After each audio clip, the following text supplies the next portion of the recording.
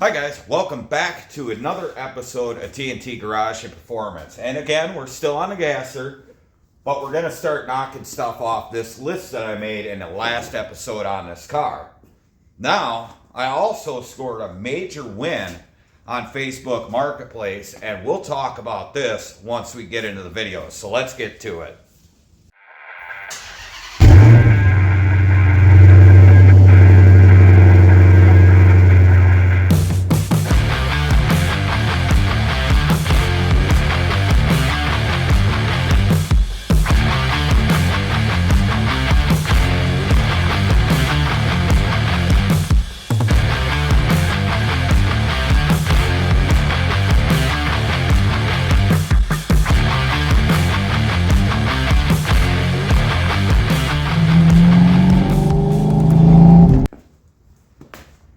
Well, the nice thing is, with all the work that I'm going to be doing, more cutting, grinding, stuff like that, I got my permanent safety glasses on because one of my eyelids decided to swell up and, doesn't work real well with contact. So I went online, and the great thing is you could diagnose yourself online. So either I've got a swollen gland that's a little backed up or anal cancer.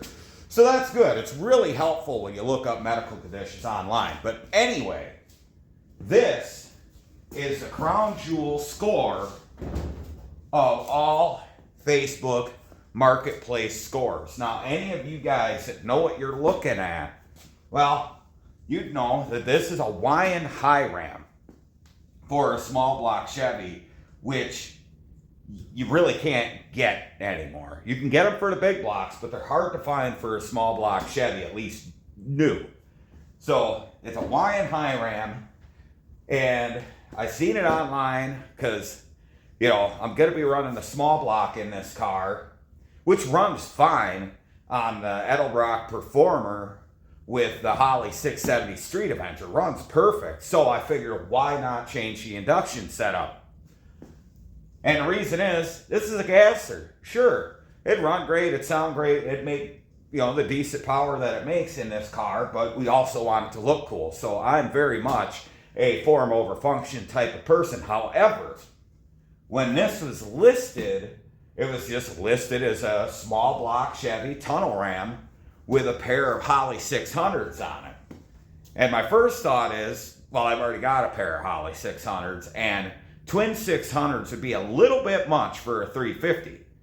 So when I went to look at it, I noticed that those Venturis look pretty small. And I'll explain what the carburetors are in a second. But first, let's just go to imagination time. Your typical tunnel ram, small block, big block Chevy, is going to run new in the $550 to $600, maybe a little more range for a good tunnel ram like this. So keep that in mind. And carburetors, like Holley 600s, pretty much any Holley, is going to cost anywhere from $3 to, well, unless you're getting 390s, up to $600 per carb. I paid $300 for this. It came off a running vehicle, hadn't been touched since it was pulled off. It's got the linkage on it. The only thing it's missing is the fuel inlet fittings, which I have. Now, let's get back to what kind of piqued my curiosity a little more when I went to look at this $300 setup. When I looked down the Venturis and thought, those are awfully small. So I'm going to I got a Holley 600 over here, and I'm going to show you the difference. Maybe you guys can pick up what I picked up on. So give me a second.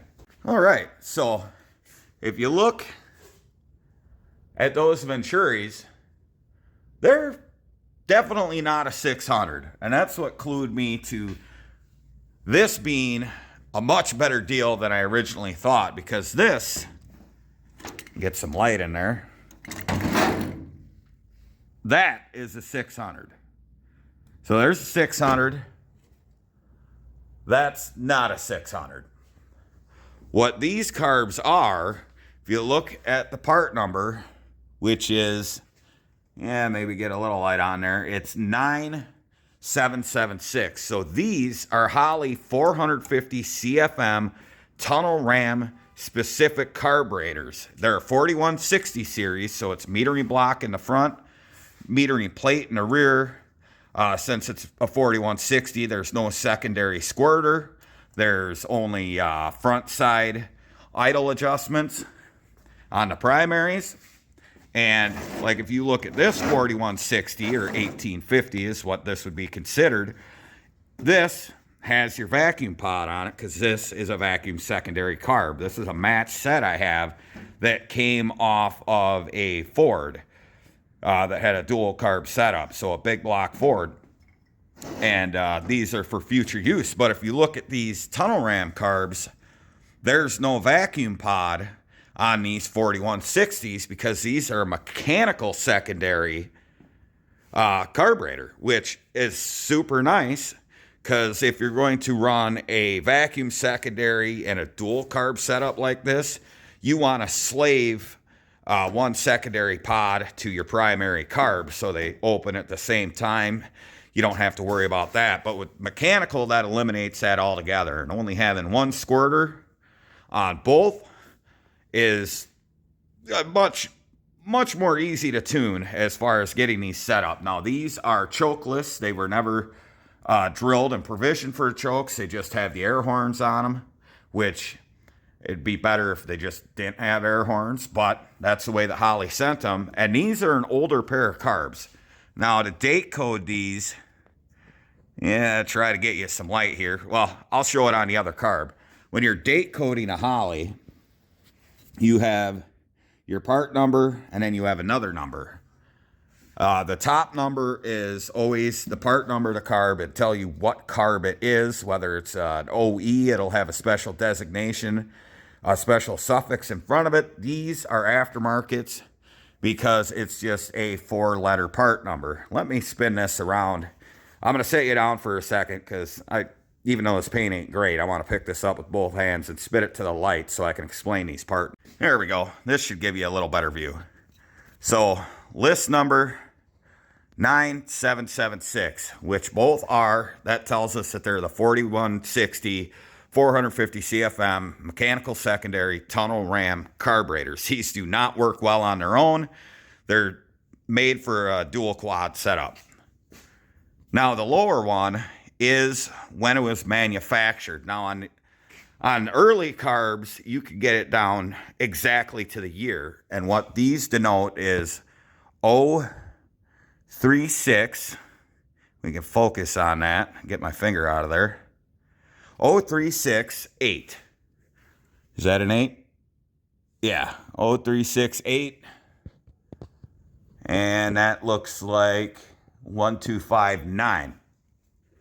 What that means is the first 3 numbers in this is how many days in a year on what day it was manufactured. So 036 means it was manufactured on the 36th day of a year, and the 8 tells us the end number of the year. So these could have been made in 68, 78, 88.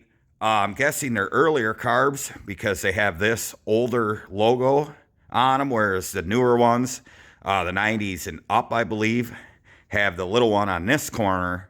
And you can also tell without the script that these are older carbs because they still have the castings in them for the old float bowl vents, which I could show you over here on this carb. That same piece there, and then up here, it's got this casting where this vent opens up with the throttle so you don't vapor lock the carb, which they realized that having a float bowl vent up here is pretty much the same thing. So these are still cast the same way, but it's just blocked off. So this tells me these are probably 60s or 70s carburetors, which is really cool.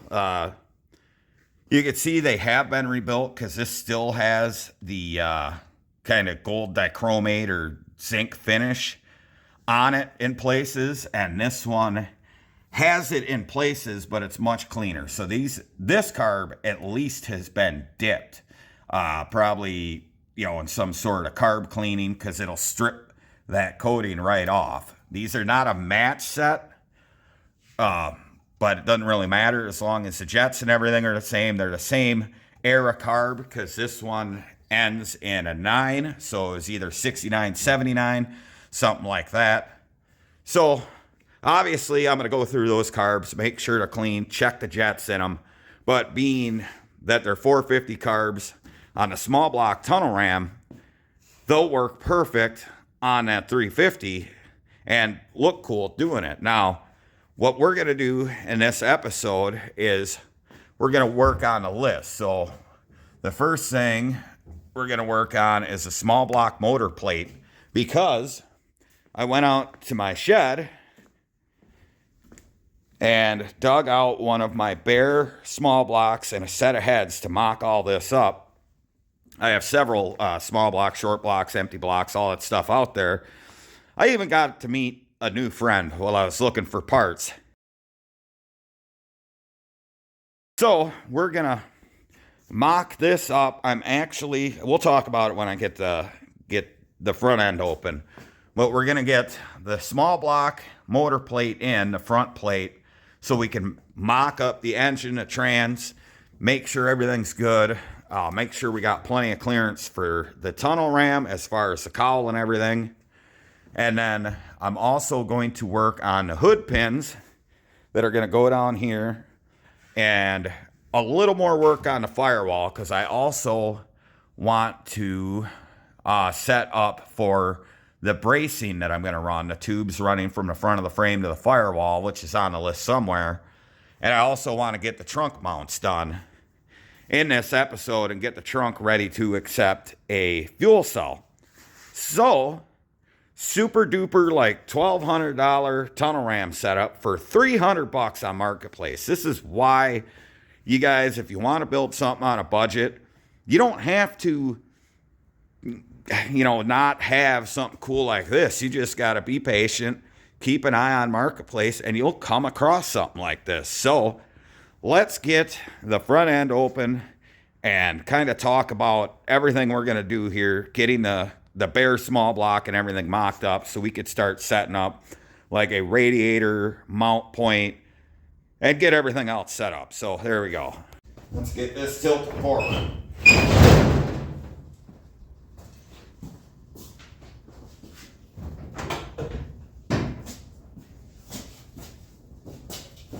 Make sure we're gonna get our stool.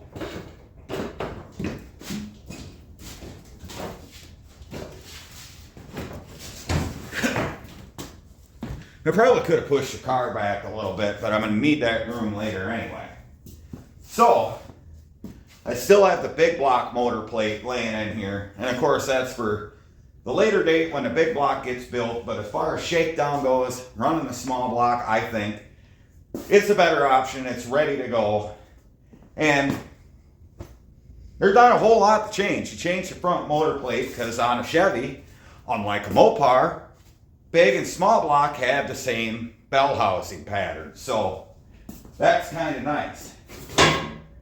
So what we're going to do, I've been hemming and hawing about this for some time, because after we got the floors in is long after I mounted the mid plate, thinking I'd have it tucked up into the firewall, and once the body was where it belonged, I realized I could move it back further. And I've been hemming and hawing because is it gonna make a difference? I can move it about an inch, 2 inches further back. I mean, the motor doesn't interfere with anything up here. It's not a big deal, but I'm probably gonna do it in the future anyway, so I may as well move it now. So I'm gonna get that motor plate loose, the mid plate, and we're going to move it back and kind of reset the engine with that bare small block in there. And get this reset. I'm going to have to change the position of my, I'm just not for words today. What is that thing? Travel limiter. We're going to move that back as well because that has to change. I have some adjustment in it, but probably not enough to suck it in to allow it to move back that far. We'll see. Then we'll set up the front motor plate and get the small block, the trans, heads, the tunnel ram, everything on it to make sure we clear, because I really don't want to cut up this cowl.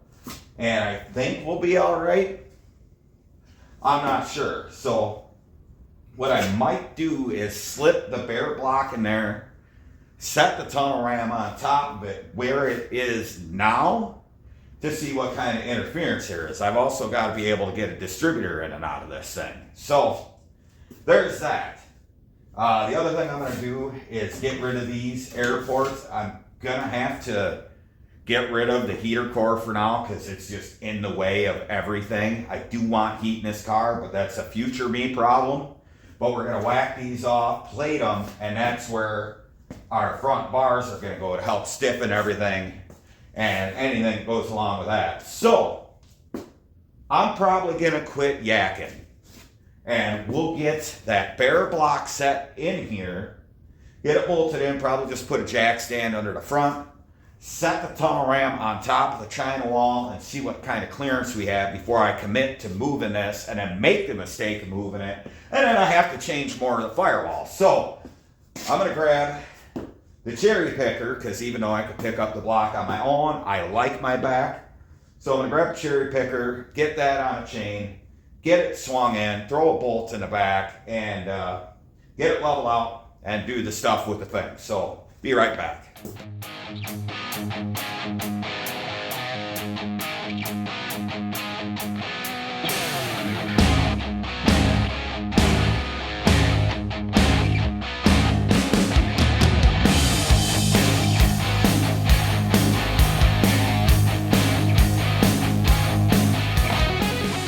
Now, let's set the tunnel ram on and see what kind of clearance we have. I also have a distributor I could drop in, make sure we have the room.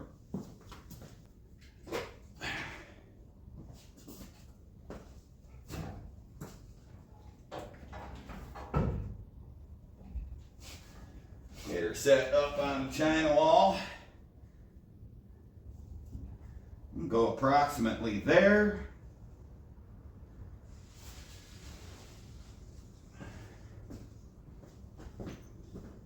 This isn't a distributor I'll be running, but it's about the size cap that you'd have to run for a remote mount coil so you can fit a distributor with a tunnel ram, because an HEI won't fit back there.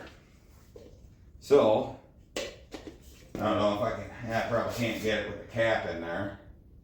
So, see if I can get this out by hand. There we go.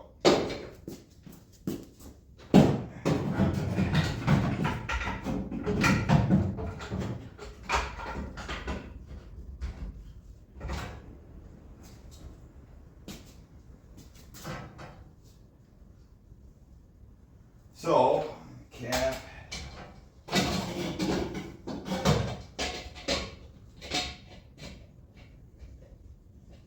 That just barely clears with a modern remote coil HEI, which a lot of aftermarket distributors are smaller, so that's good. I'm going to bring you guys in here and kind of show you what I'm thinking about, because honestly, I don't know if I really want to move this back any further. So I'll bring you in. We'll see what you think. Okay, we got her set up in here.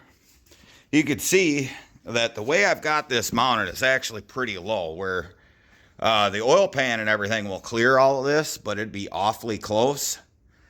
I might, if anything, I might actually raise the motor plate up, which isn't a big deal. If I just cut my welds here, we can pick the motor plate up, drill holes, bolt it back in.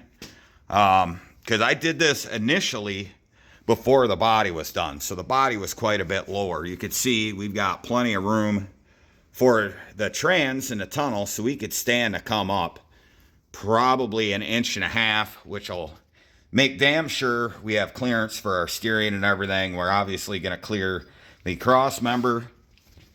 And as far as back here, you know, there's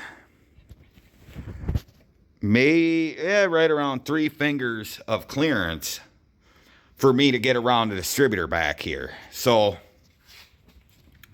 I don't know if I really want to move that back any further, just make it a pain. And I mean, we're not gaining much if we move it back an inch and a half. Number one, that's a lot of work to move everything an inch and a half, and most of our engine is behind the axle center line anyway. The axle bisects number 1 and 3 here. So I mean, even just moving it 2 inches isn't going to gain us enough. And also, we put the crank pulley right in line with the steering, which I don't want to do because reasons. We got plenty of room for a radiator. That's not a big deal. And as far as velocity stacks to come up to the scoop, I mean, we got just enough room to where we'll clear the cowl. So I think mocking this up, we are going to leave it alone. Other than the fact is I'll cut the welds on those tabs and we'll pick the whole thing up a little bit. And we'll still have, because the cylinder head's going to be here. And we'll also help our exhaust port clearance from the head to the steering shaft, and we'll still have plenty of room to clear the master. So let me do some thinking on this. I might set the cylinder head on, and we can bolt the block completely to the mid plate, put the motion limiter on the other side, and cut these, and then just pick the whole assembly up at the angle I want it to be at, and then decide to go from there. But I'm definitely going to put the cylinder head on to see where our exhaust port comes out, because the less monkeying I got to do with this header primary to run Fenderwell headers, the better. So yeah, I'm going to do some thinking and see where we're at. But I think as far as where it's at forward to back is fine. It's not really worth moving it back any further, especially if it's only 1.5 inches, 2 inches. That gap just kind of bothers me, but I'll get over it. But I think that sits in there pretty good. So yeah, let's continue tinkering. Well, we got her mocked in for now to see kind of where I want to go with it. After, of course, a quick detour to the urgent care. Now, that brings me to workshop safety. Now, if you're like me and dumb enough to do all this work and move heavy stuff when there's no one in the house, it's a good idea to have the ability to stay conscious and, have good health insurance, because, things happen. And I like protecting the parts that I'm putting in this car, so when the transmission slips, I decided to stop it from hitting the ground by using my face. So, after a quick trip to the urgent care and some super glue to glue my face back together and a tetanus shot, we're all good to go. Now, when you are working alone on something like this, it's kind of the same rules as dodgeball. And if you remember, the great Patches O'Houlihan once taught us the 5 Ds of dodgeball. And that's dodge, dip, duck, dive, and dodge. Most important out of that whole thing is that second dodge, which I failed to do and took a transmission to the face. So we're good now. It only took about 1.5 hours out of my day. And I'm going to try not to drop anything else on there to break the super glue, because I didn't want stitches. So, getting back to this, looking at the angle of the engine, I measured it from a level surface, and when I initially set up the big block, the car had a little bit different stance. It wasn't as low down in the rear. So, I think as I raise the engine up, I'm also going to nose down the engine. It's at 8 degrees right now, which is a little excessive. In a gas air application like this, I'd rather be closer to 5, because you're always going to be nose high. And if you try to get that 3 degree drivetrain angle, it's going to mess with the drive line angle as far as from the tail shaft to the front of the diff. So we're gonna, when I come back, we're gonna buzz these brackets off. We're gonna pick the whole drivetrain up. I've got the trans bolted to the back and got it sitting on its cross members. So we're gonna bring the whole thing up, tip it forward about 30 degrees to get it where we want it. Now I'm also gonna put the wheel back on and way down the front end, because this doesn't have a rotating assembly in it. It doesn't have the radiator or anything like that. So I'm gonna take those big block heads, set it on the frame rails, and see initially where the car sits and what our engine and drivetrain angle is compared to that. And then cut it, get it up a little higher, and tip it forward. Because right now you can see that a velocity stack might not clear this lip here. So the engine's plenty tucked back. I'm not worried about that after getting this mocked up. We just need to bring it up about 2 inches, get it a little higher in the air, which will help with weight transfer, not having it down on the ground, and having it tilted forward just a little bit so I can get my carbs level. Side note with that is you want your intake flange as level as you can get. And the reason for that, it's not as critical on a fuel injected setup, or maybe, you know, anything that doesn't have float bowls, or if you have sideways mounted carburetors. But seeing as we're doing inline, with this kind of angle, I'm gonna have float issues. Like the fronts, I can run the float pretty high, but in the back, I'd have to run the float super low to keep from bleeding out of the overflow. And we could run into fueling issues when it gets into the secondaries that may not have the fuel. You can hurt a motor that way. So just be sure that when you're looking at your overall engine mounting angle, is you want the carbs as level as you can get them to get proper float bowl level and everything that's associated with that. So you're either not starving for fuel on the secondaries, or you're not pushing fuel out of the vent tubes down inside. So, like I said, we'll get back on this. I got to run an errand quick and get it cut, get it picked up, get it plopped back in. Well, all right. We got everything kind of mocked up. I'm going to finish up making a mount tomorrow. But how I got everything on the chassis right now is I ran a couple pieces of tubing. I've got it spaced up with a couple bolts coming out of the block. It's sitting at, right now, just under 5 degrees of overall drivetrain angle. So down 5 degrees at the back of the transmission. I've got a 2x6 across the frame, a couple big block heads on there to weigh everything down so we know what the chassis angle is going to be close to.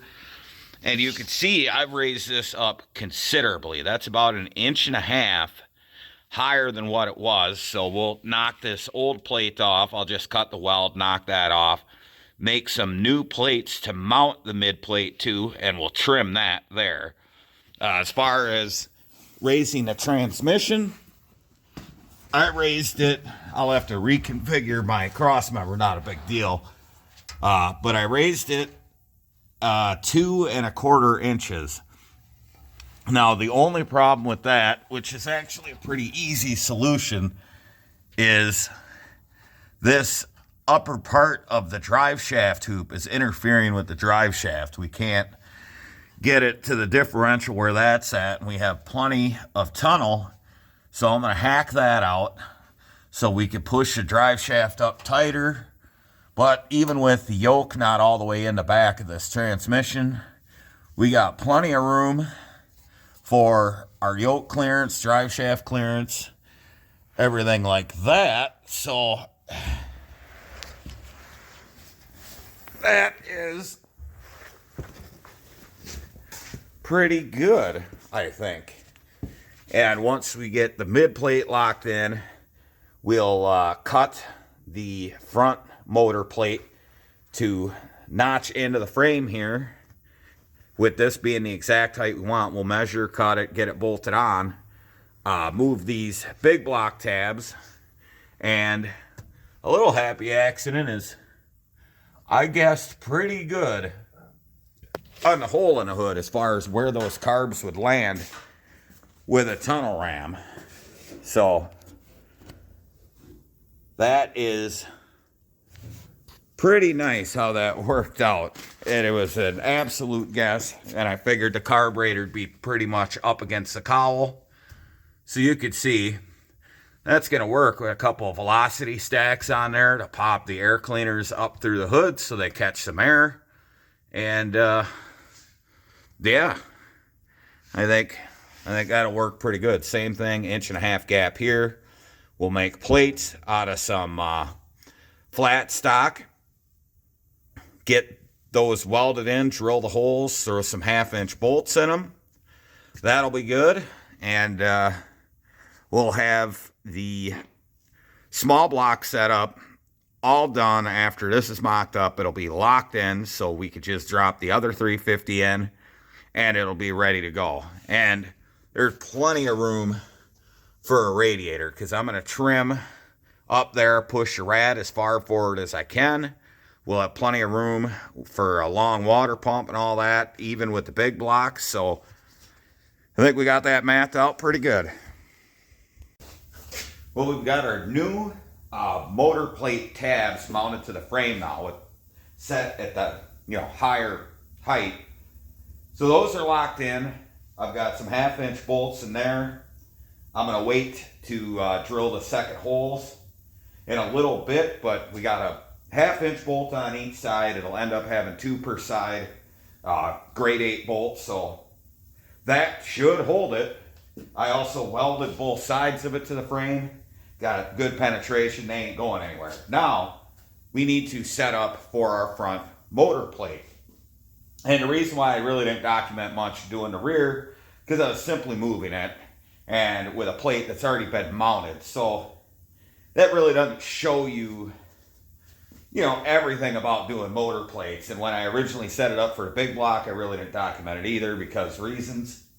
But we will show you, hold on a second, how to set up, or at least how I'm going to set up the front plate for this small block. Now, the way I've got it set right now is I've got, like I said before, a couple pieces of tubing, and it's spaced up with a couple bolts coming out of the front of the block where this would mount to get our angle.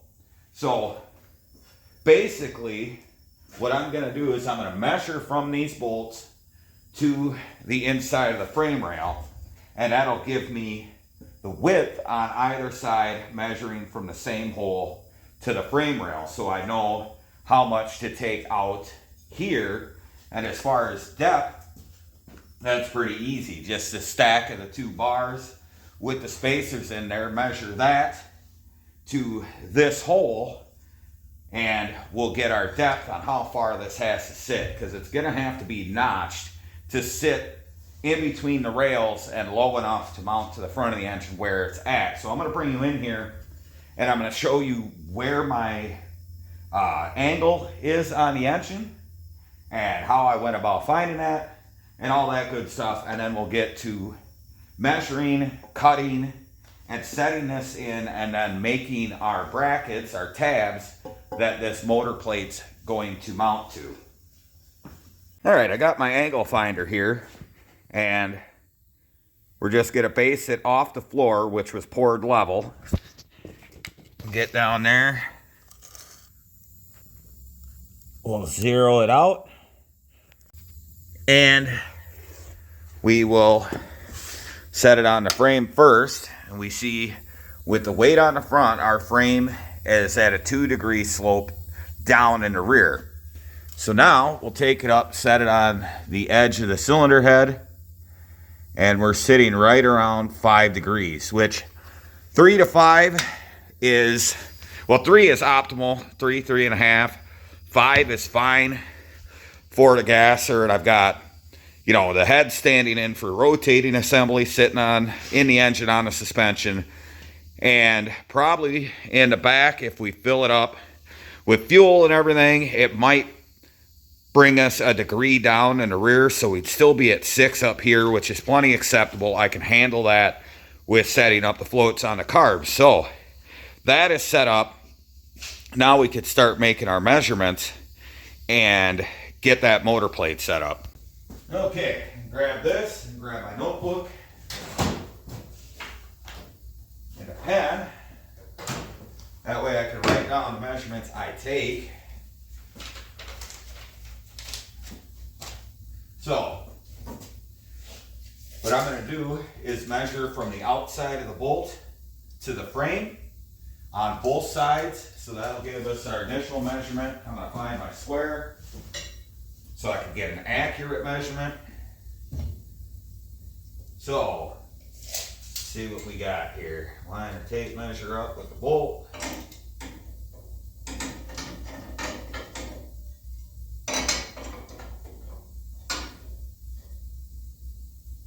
We are at 12 inches there. I'd imagine it'd be close on the other side. So passenger side, 12 inches. So same thing, measure from the outside of this bolt.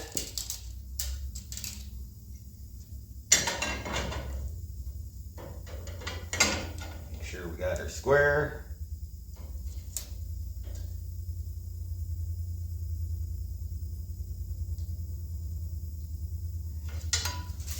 Just a little more on this side, 12 3/8, which is just fine.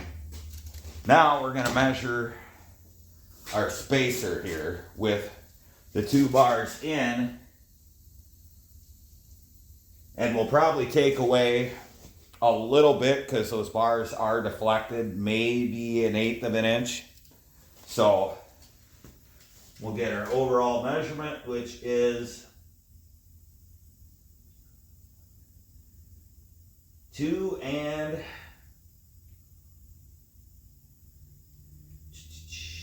1/8. So if that's down, if it's down in the center, because they are, kind of bending, so that's 2 1/8 from the thickness of these two and the spacer. So if we add 1/8 inch, because that's dropped down, that puts us at 2 1/4. So I'm gonna write that down before I forget. And we'll start doing some measuring on the motor plate. There we go. Where's the motor plate? Okay. So now we know from this bolt hole here over, it's going to be 12 inches. So we just use the entirety of the motor plate, which will measure how far. It's 2 5/8. So 2 5/8. That way we get an accurate measurement. So it's 12 inches right there, and 12 3/8, which means we'll need a tape measure for this side. Do the same thing over here.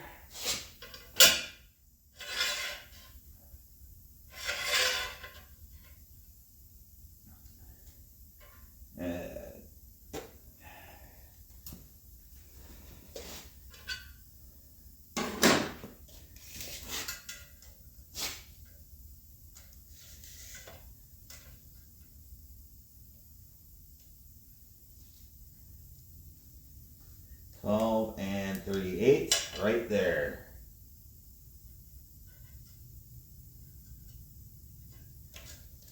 So now we know how far in we need to notch these.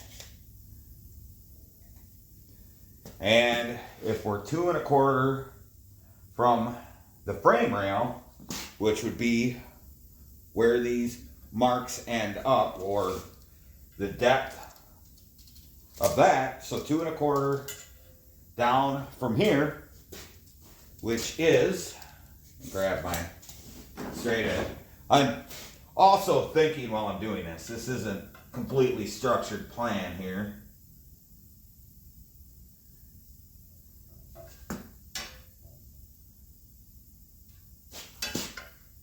So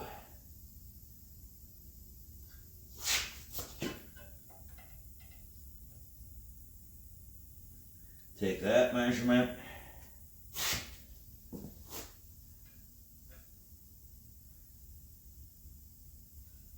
Right there.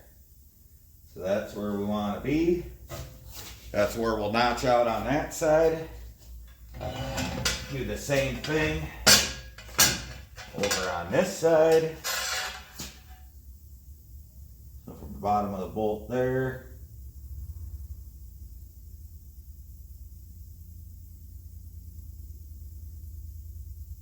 Just set up that.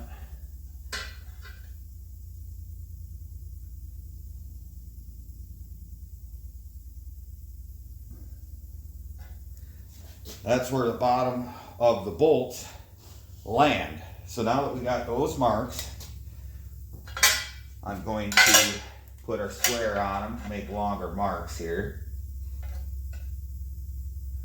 And then we can measure off of this where our notch is going to end up.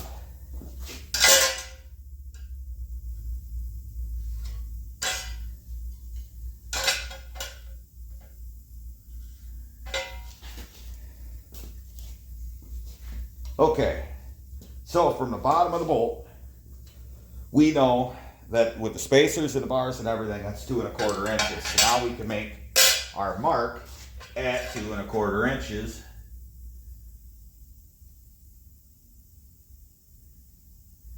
Just right there. Same thing over here. 2 1/4.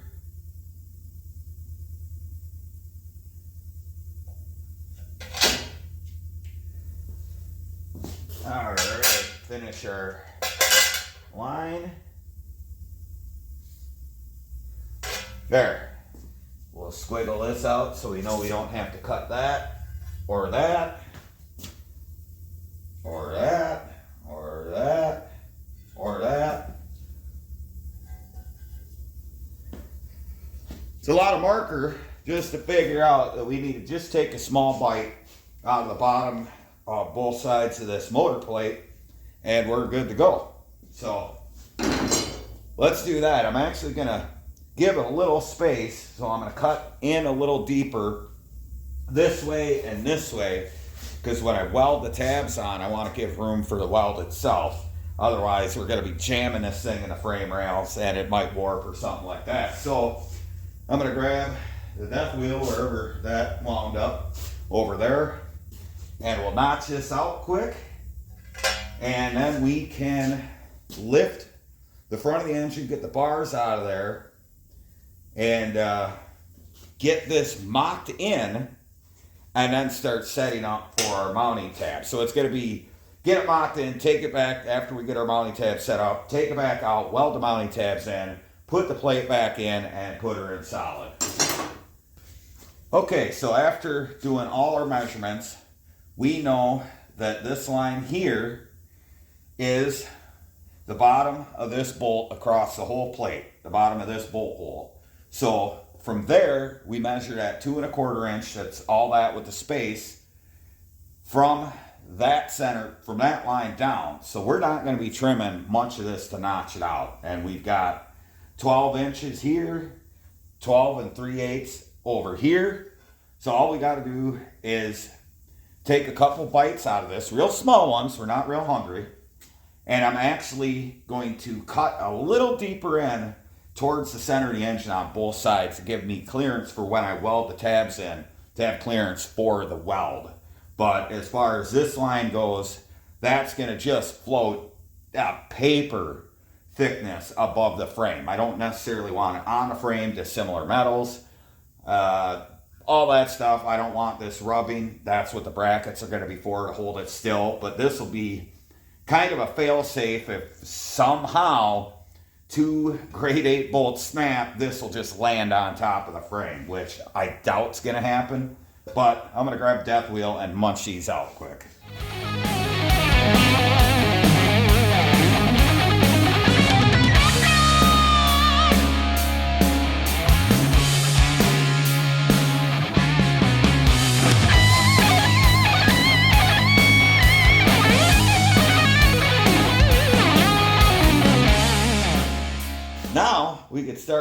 setting up our brackets, and learning from when I did the big block ones, we're going to put them behind it, which makes a lot more sense.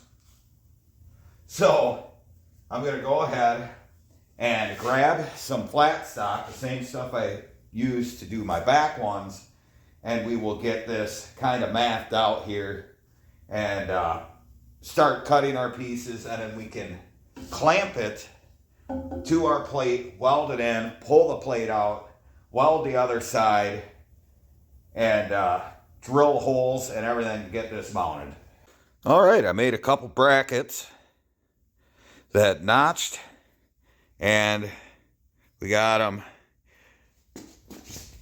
chamfered so they can go in there like that, and they'll weld around here, and I will get it welded on the back side. We'll drill 2 half-inch holes through this into the motor plate, and then I can pull the motor plate out and take more material out once we have our bolt location set, and we can clearance this so I can weld on both sides of the bracket.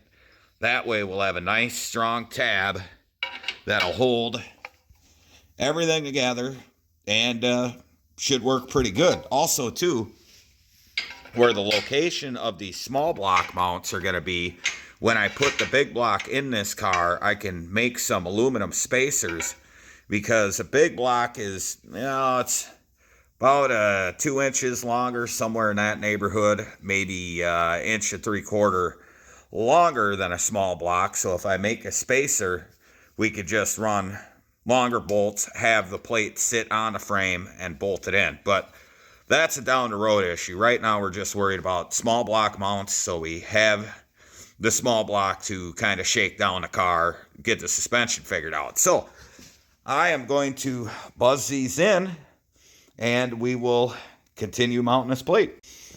All right, we got our motor plate set in. I got 2 holes drilled, so that way everything will line back up. So I'm going to lift the motor up, pull the motor plate off, and clearance the bottom of it, so it'll clear the weld on those tabs on the front side. So that will pretty much wrap it up. So I'm going to pull that back off. We'll clean it up, bolt it back on, and get it bolted down, and we'll kind of go around it and explain everything. All right, so looks pretty good. Bring in, you can see we just, as high as I moved it, we just cleared the steering column, which is good. And I'm not going to trim this small block plate until I figure out where I want to put the accessories, or in this case, accessory. It's just going to have an alternator and a water pump because manual steering. So we don't have to worry about any of that. But she's in there solid. Everything's sitting like it should. And I'll show you over here that I'm glad I didn't move the engine any further back. Before I get to that, you can see our travel limiters in place. You just adjust this either way to get it set up, and then lock your nuts down on either side, and that keeps motor from moving back and forth, because motor plates will not keep it from doing that. A trans mount will help, but I've got a poly trans mount in there, so it'll still allow for movement. That's why we have the travel limiter. But this is why I am happy that I didn't move the engine back any further, because I could just get the distributor out. And I mean just get the distributor out. Which, I mean, yeah, you could tuck it in there, you could do all the stuff with the firewall, but I want this car to be relatively easy to work on. And being able to do something simple like get the distributor out without moving the engine and having a tunnel ram makes that pretty good. And this sits maybe 1 inch further back than a factory small block would have sat in this car. Of course, the 6-cylinder went pretty far back, but this is about where the small block would sit anyway, a little further back. But I'm I'm liking that so far. So in the morning, I need to run to the hardware store. I need to get 4 more 1/2-inch grade 8 bolts, get a bunch of washers, stuff for that. So what I'm going to work on right now is get rid of some of this sheet metal here. These are going to go, unfortunately, like I stated before, I'm going to have to get rid of the factory heater core, and this was the inlet for the heater box. The reason being is it's not overly common on a gasser to have like stock car style tubes going through the firewall coming into the frame, but I want to do this on this car, keep it nice and stiff, safety's sake, all that. So I am going to do that on this car. It's not as common on a gasser, but I need this real estate here to run them, because I can't run it here because on that side I have my power distribution block and a master cylinder, and anywhere else it's not a straight shot to where a dash bar would be. This is. So both of them gotta go. And as far as heat, I'll cobble something up. I mean, look at the rest of this car. I'll figure something out. So we're gonna probably get the Sawzall out, just whack these off, and while I'm at it, I'm going to start trimming a lot of this stuff out of here to make more room for rad to push it as far forward as I can. So the old rad mounts are going to go. We're going to trim this down. We're going to get rid of this. Just kind of make it cleaner in the front here so I can move the rad as far forward as possible to make room for water pump, electric fans, all that, taking into account the couple extra inches that a big block will need once that's ready to go in a car. But setting up for the small block, I'm going to cut these off tonight, maybe make patch panels. It's getting pretty late, but I'm not real tired. Maybe make panels, fill this in tonight yet, and then in the morning after I catch my friend outside and deliver him to somewhere more friendly for Mr. Possum. I call him Gary the Possum. I just named him. But anyway, I could go in my shed and I could grab some valve covers. I could put a timing cover on this. I could put a water pump on it in the oil pan just to make sure what we have for real estate under here. So let's grab the Sawzall and get rid of that.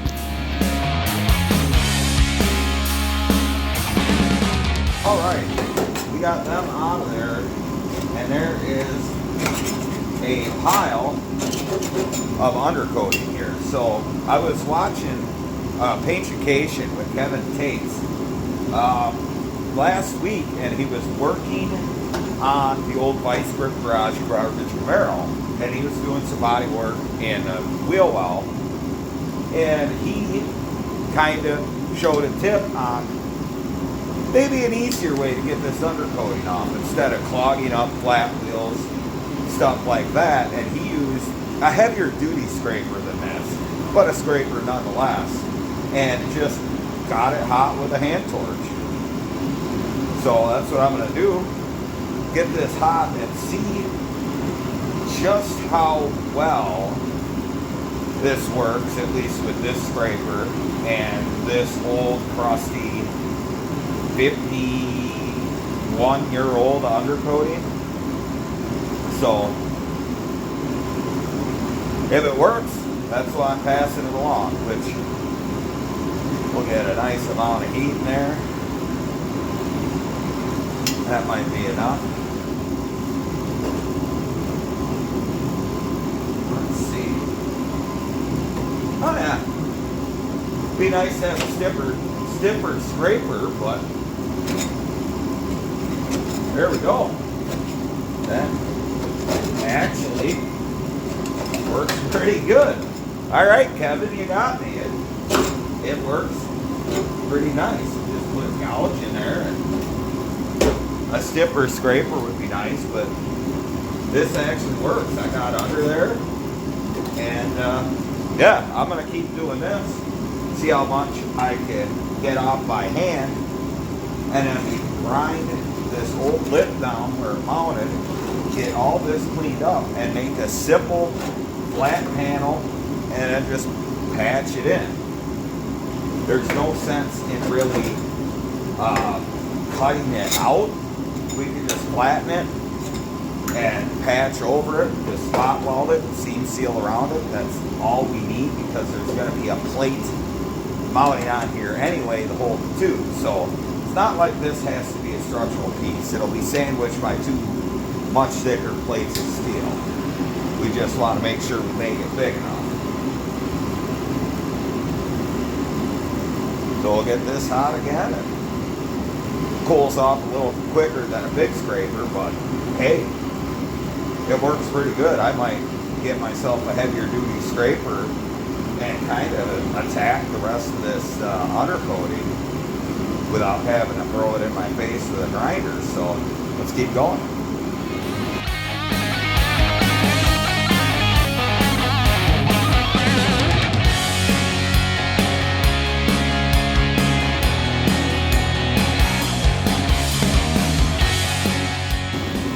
I'd say that trick worked pretty good. I would have been here for a while with a flap wheel or even a brush on the grinder. It takes a while to take this stuff off. You got to put some pressure into it. And I don't like doing that, especially around stuff like this, because if you catch that brush, that grinder is coming around. And it's gonna hurt, or it's gonna launch some brush, strands into your face or other extremities. So I like this tip. So yeah, Kevin Tates, he knows some stuff for sure. I grew up watching him, and hey, speaking of Kevin Tates, he follows me on Facebook. You guys should too. Go ahead and check out T.N.T. Garage and Performance on Facebook, because you'll see pictures, updates of the build, and when new videos come out. So, go do that. Not right now though, after the video. Then go do it. So, I'm gonna move over to the other side, do the same thing, and then we'll start cleaning this up. Just a quick comparison. This is where we ended with that trick.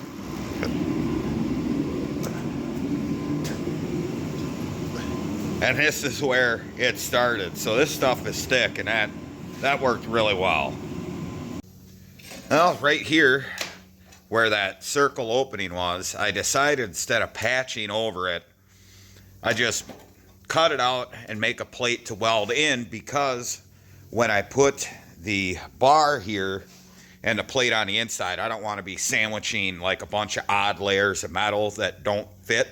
So we're just going to replace that there and weld it in. But on this side, before I make my cuts, you could see this is the heater box. So I got the heater hoses off, which surprisingly, I just cut the clamps. They slid right off.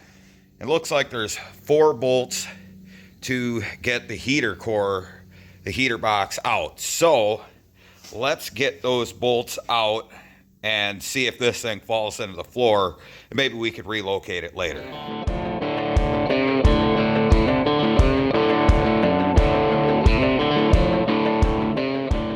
All right.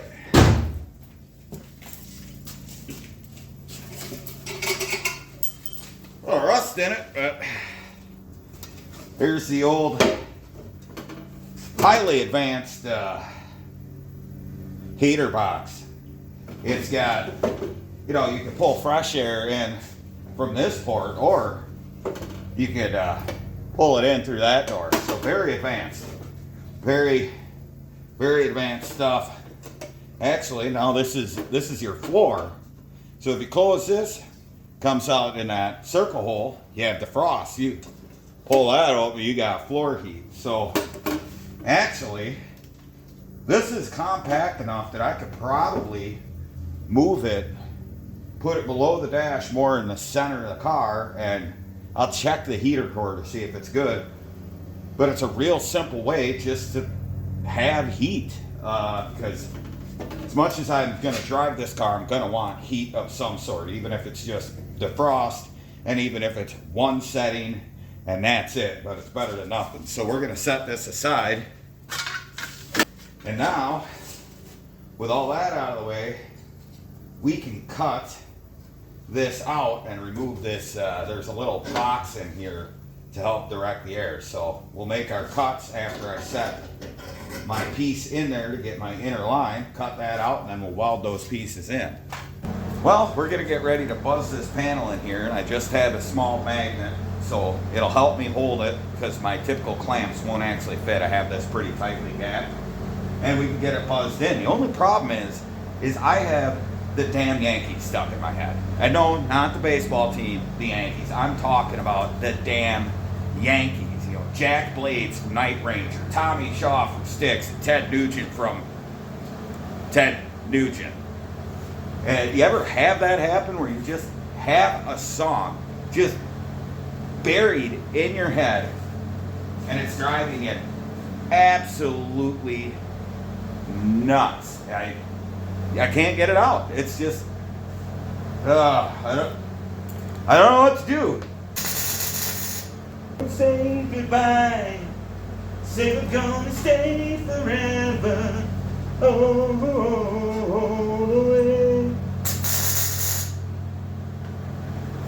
Yeah.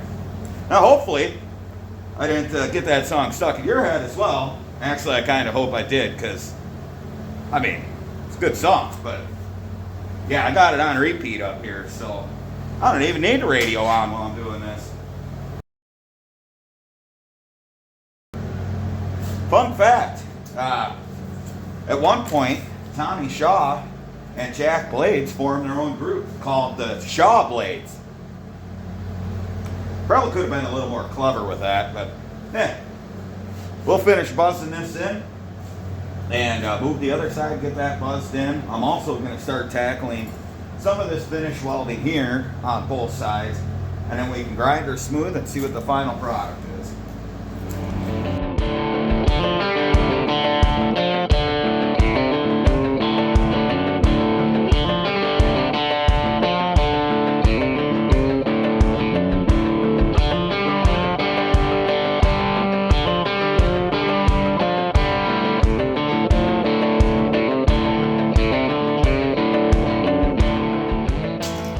Well, there we go. We got that smoothed out. I finished welded that seam there, put more tacks there. That was originally just spot welded anyway. So that's cleaned up. That side's done. Threw a few more welds down there. And come over to this side. See, I got that panel done, and I scraped off all the undercoating that was on that panel and that right there. Zipped a couple holes shut. Again, welded, all that's done. Just needs a cleanup. I need to take this off, probably weld those holes shut as far as these holes go. Haven't decided if I'm going to weld them shut or just put bolts through them to seal them up. And then as far as the firewall down here, once I have everything mocked up, I can pull the drivetrain out, finish cleaning up the firewall, and we can seam seal everything, get it ready for paint, which I think I'll do pretty much all the paint in a future episode as far as painting the firewall, the underside of the car, the roof, all that. We'll just have a paint booth set up and then just go wild, but that looks pretty good. Small blocks locked in. We got those panels in on both sides, got stuff cleaned up. I'm liking it. All right, now that we got all the work done, cleaning up the firewall, getting the engine mounted higher, we've got a shipment of parts to put on this thing. Now, I apologize if the background noise is a little loud. It is currently 10 degrees outside, so I've got the old torpedo heater going about as best as I can to make it bearable in here. So, let's talk about the parts we got. To start out with, we got some Fenderwell headers, and these are for, I think, a 35 to 48 Ford. These are fat Fenderwell headers for a Ford that's got small block in. The reason I didn't go with a typical Tri-5 Fenderwell header for a small block is if you look at the rear primary tube, this would be the number 7 cylinder, it comes out and angles back. On a typical Tri-5, it tends to kind of angle out and everything kind of dumps more in this area quite a ways from the firewall. I want everything tucked back so we have clearance for the wheel and all that. So with measurements I took before ordering these should work. Also, I got a 3-inch universal exhaust kit with 90-degree elbows, 45-degree elbows, a bunch of 180s, some straight pipes, and some 3-inch straight through glass packs, because I want the look of an old school glass pack hanging out on the side in a side pipe. So I guess the first thing to do is to mock these headers up and see if they fit a completely custom engine mounting configuration and a custom frame, and see if we need to make any adjustments to them. So let's get in closer and see what we can do. Well, let's see. Whoop. Now we're gonna go here. So get them kind of set in. We'll get a couple bolts started and we'll just check our clearance from the primaries to the frame and the steering shaft. So hopefully we're close.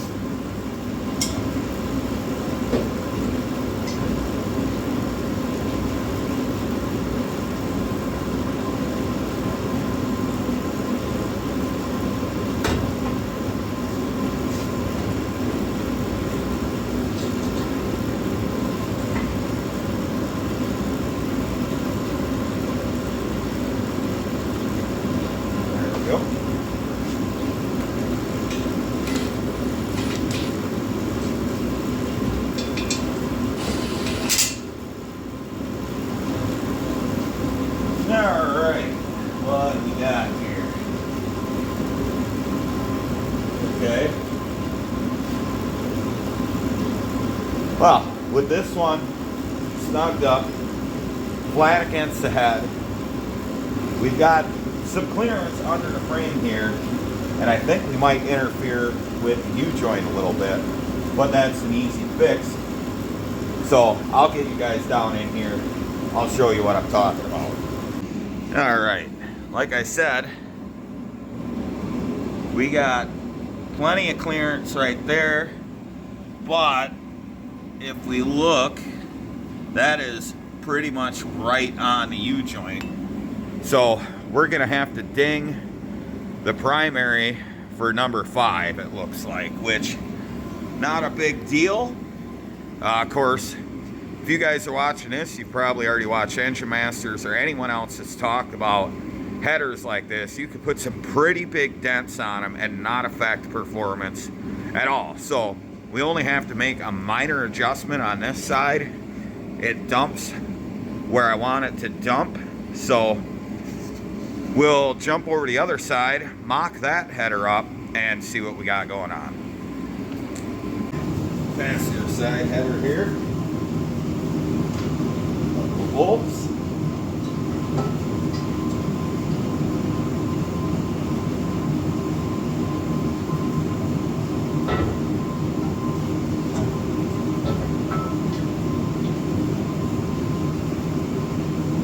There we go.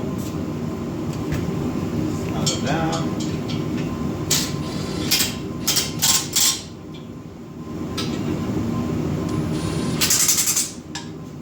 Alright, same thing over here. Look for clearance. I can actually fit my hand in between the primary tubes and the frame here. We clear the mid plate and everything. And the good part about these headers is the way they come back, there's a lot of room around our upper shock mount, which is good.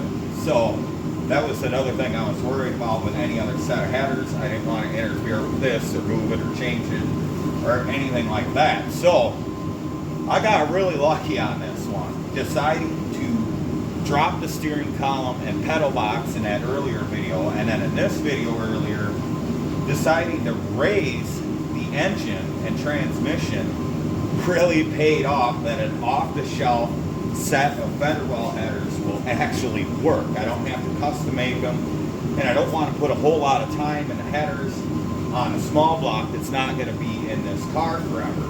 Now, these are just bolted to a set of 305 high output heads. Obviously, these aren't heads that will be on the 350. Those have AFRs. And I don't know off the top of my head if they have a raised exhaust port. A lot of aftermarket heads will raise the exhaust port a little bit for better flow.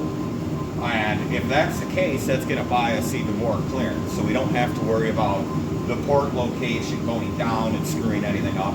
It'll only be in a factory location or higher. So we'll have plenty of clearance with the headers.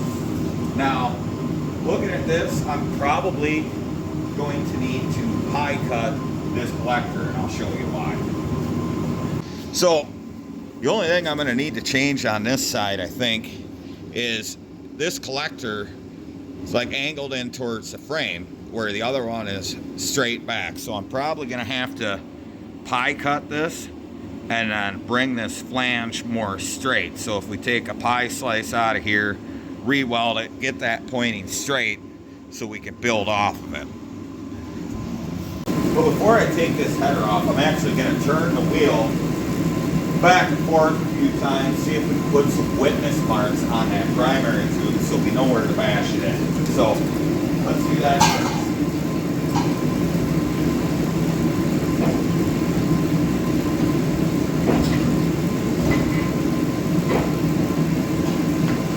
That should just scrape up that light coating of paint on there enough that we can take it off.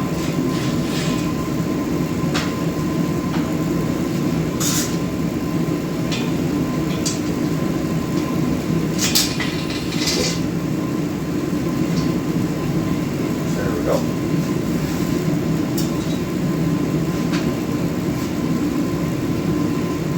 Okay, you can see where our witness marks are, so I'm going to have to pretty much take this area, I'm going to heat it up with a hand torch, and then we'll bash it in. So let's bangle some headers. Well, we know where we need to bash this in, so I'm going to set it up on a piece of wood so we don't mangle the top side of the header, and we'll hit it with the old trusty propane torch. Just get some heat in the general area so it makes it a little easier. All right, let's do some walloping.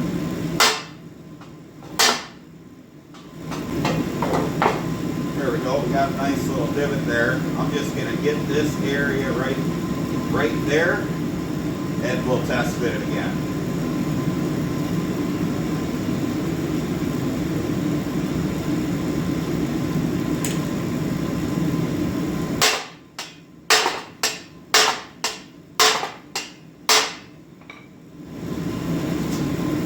Alright, so I'm going to throw this back on the car. You don't need to take huge bites, and see if we clear that usually.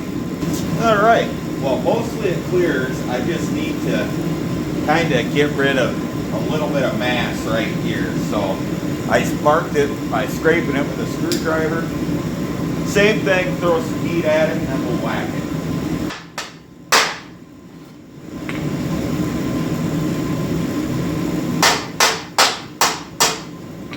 There we go. Now we shouldn't have any problems with clearance. And now remember, like I said, you could damn near hammer a primary shut. But the thing is, you're not really taking away volume, you're just flattening it out. So unless you pinch it shut, you're really not going to lose performance by digging one of your primaries like this. So let's check her again. Alright, so let's take another look at it. As you can see, we got clearance to the set screws. See if I can reach a hand in there. Yep, we got clearance there. We got clearance up here. So everything works the way it should. I can get my hand around everything, see? So that's all we had to do to make that header work. Now The other side, like I said, I got to pie cut the collector, get it angled out a little bit. But this side, ready to go. All right, so now is the fun part where I had to take my collector flanges and actually cut the end off of it, because these came with 2.5 inch collectors that neck down to a 2 1/4, and that just isn't going to work. So I went ahead and cut it off, and now I can bolt my collector flange to the collector itself, and we can start kind of laying out how we want our first elbow to go, because I want it to come out right here so we can wrap it right into the side pipe.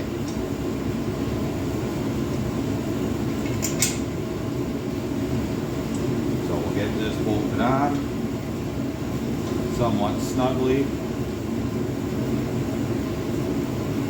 ish.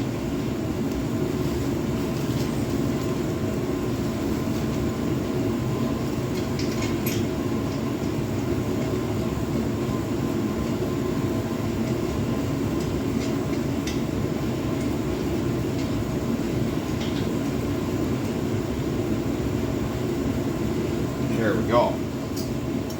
Now we can kind of figure out what we want to do, because the way this comes out, if we just stick a pipe on, we're probably going to interfere with everything. So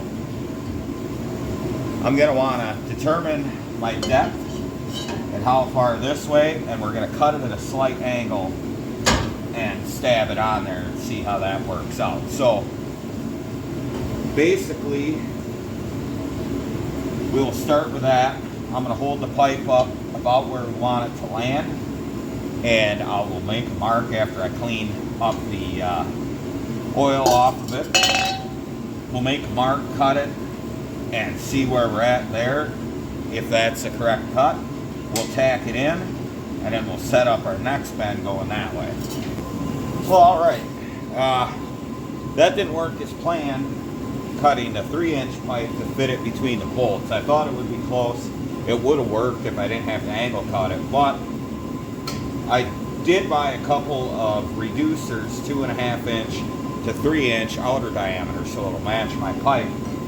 And we got that cut and angle, and we'll miss the body mount and everything. So now I can tack this into place, and we can work on doing our elbows. So let's keep going. All right. We got that tacked in place.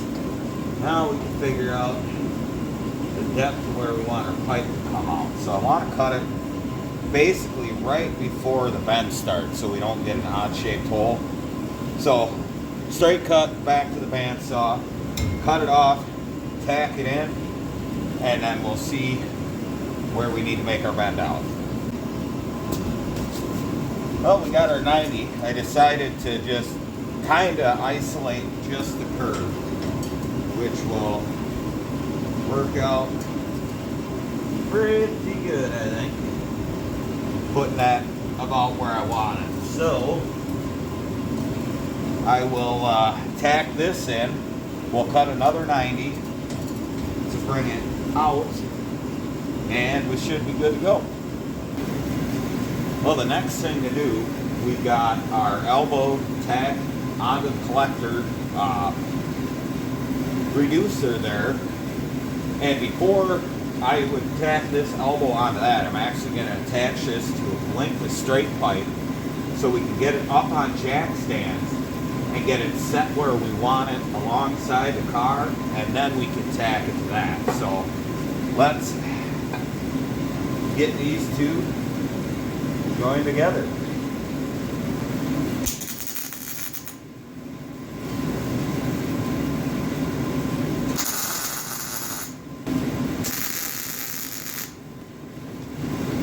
There we go. Now let's get it set up on jack stands and see exactly where we want our pipe to sit, and we can tack it to the elbow off the collector. Before I get too carried away getting this unbolted and welding it together, I guess right now is as good a time as any is to kind of set up where our glass pack's gonna go. Now, as far as the tip goes, I'm actually gonna take one of these 45-degree bends, and we're gonna cut it and set it where we want it. So I think if I put the glass pack there, that'll give us plenty of room to make a pretty cool tip. So right where the doors meet is where I'll mark it, and then we'll leave a few inches and cut it off. And then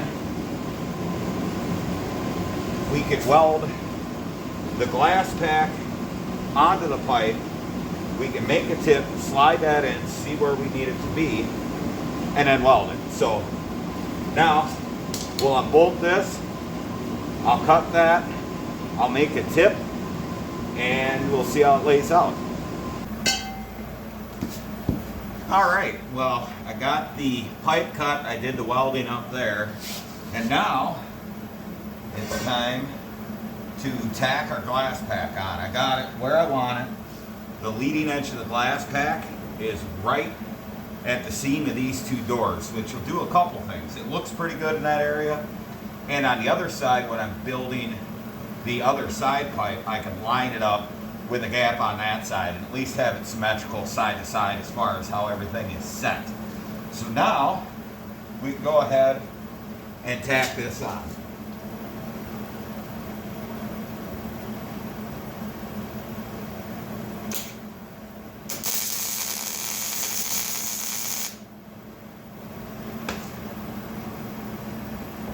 There we go. Now, we got that kind of stabbed in there. I went ahead and made a tip using one of the 45-degree bends. So we're going to have a nice turnout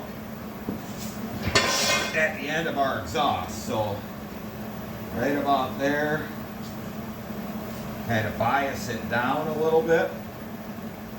What do you think? Kind of shoot it down or shoot it straight out? I'm thinking, let me get a look from this side here.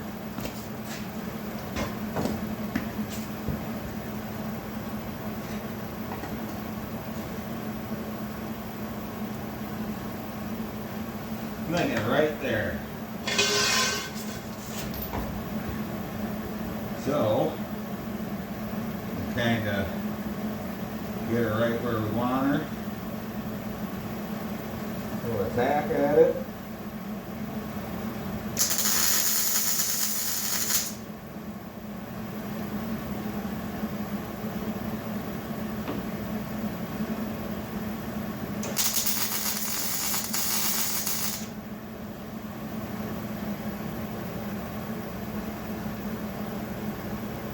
There we go. Now, I think that'll look pretty good. I'm gonna get up, take a look back, and then we'll work on our mount, which will mount to the inner rocker and hold the side pipe up back here. But I want to take a look before I finalize anything. Well, there we go. We got the passenger side pipe all wrapped up. I haven't ground my joints yet, but that looks pretty good. Come on over to this side. And bam. That looks so good. I've got the mount, a temporary mount. It was all I could get my hands on locally. Just one of them cheap one where you throw the clamp around it. I've just got it tacked there. But she's held in, and that's the exact look I'm going for. All right. I think on this particular project, we got enough done. Let's wrap it up. All right.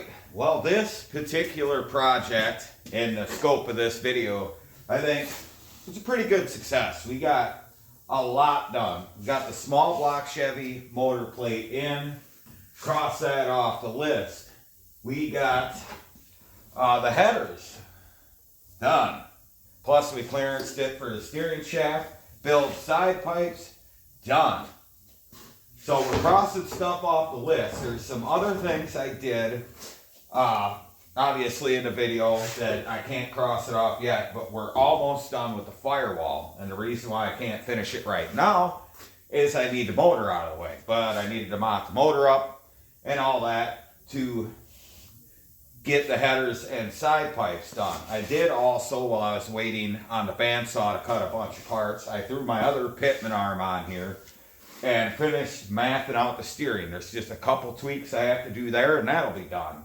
Other than that, I am really happy with the way this looks. I'm super stoked that the fat Fenderwell headers really fit like a glove, other than having to knock it in a little bit to clear the steering shaft.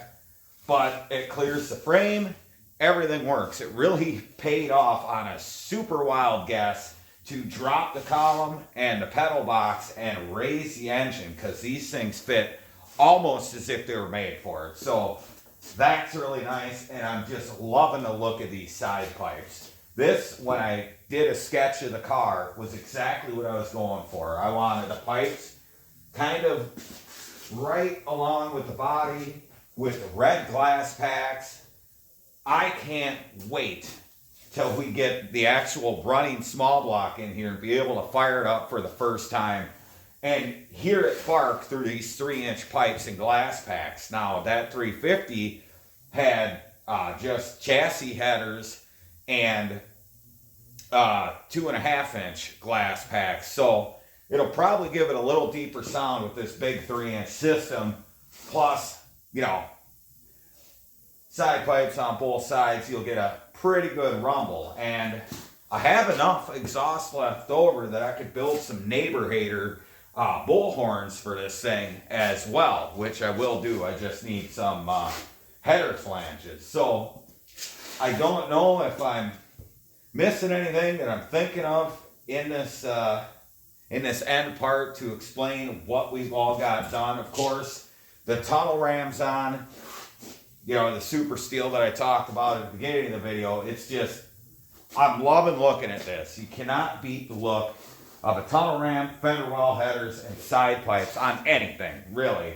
And on something that's this custom and it's coming this far, this quick, I am super excited. So, next video, I was going to put in this video, but I decided to make its own project. So the one after this one comes out, we will be working on the hood pins and the insane amount of engineering I have going into, well, over engineering them. So stay tuned for that. The next video on this car, really, really cool setup I figured out. But if you like this, go ahead and like, share, and subscribe. Go ahead, comment down below. Let me know what you think of the build on this car or any of my other builds on any of the playlists that, yeah, usually put one up in the corner there for you. And also, check me out on Facebook at T.N.T. Garage and Performance, and on Instagram at T.N.T. Garage and Performance. And that's where I put up pictures of stuff while I'm working on it. That's where I put up updates on any projects. If I come across a new project, let me turn the compressor off.